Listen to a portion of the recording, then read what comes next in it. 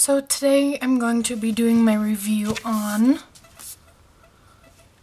The Dragon Heir by Cinda Chima. This is the third book in the Heir Chronicles, and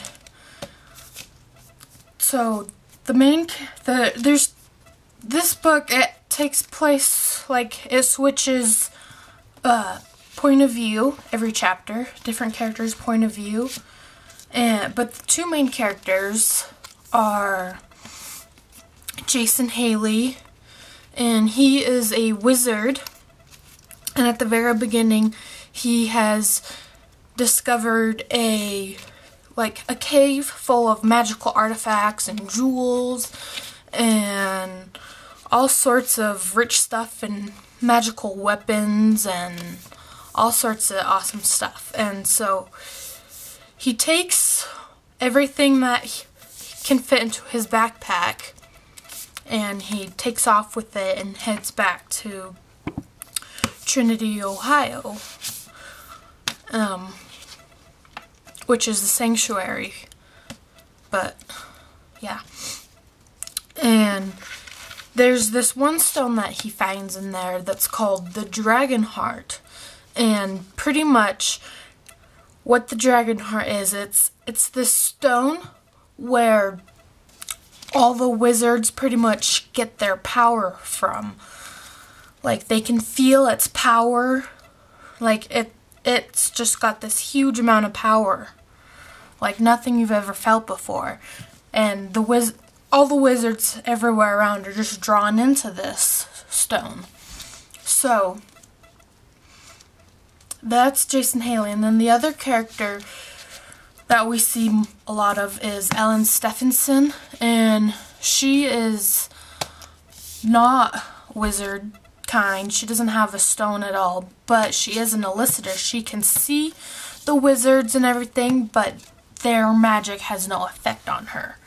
And we find her in the beginning of the story. She is distancing herself from Seth, which is her boyfriend, and because she's causing him pain and he's getting sick.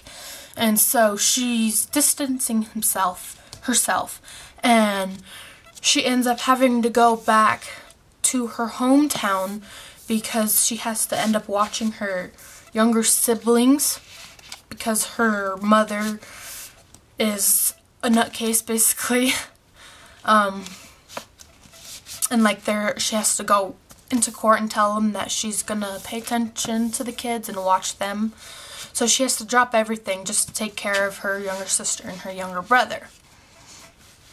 And she feels a very strong draw to the Dragon Heart as well. And she can't explain it because she doesn't have a wear stone. And she just can't keep it out of her mind. It's just locked in there. She can't kick it out of her brain. So those are the two main characters. And this story, it revolves around the Dragon Heart. And this one, it was good, but it was not as good as the first two. The first two, they kept me reading all into the night. I couldn't put them down at all. I wouldn't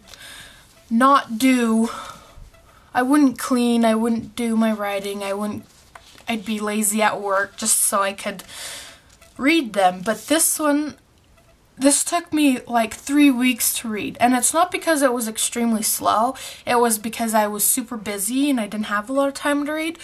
But this book was slow. It didn't really keep me in there. I just kept thinking to myself, oh my gosh, when is this gonna end?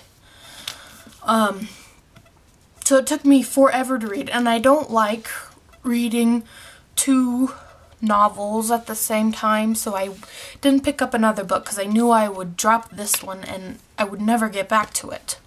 So I wanted to finish it because I really do love the story. So this one got a 3 stars for me, 3 out of 5.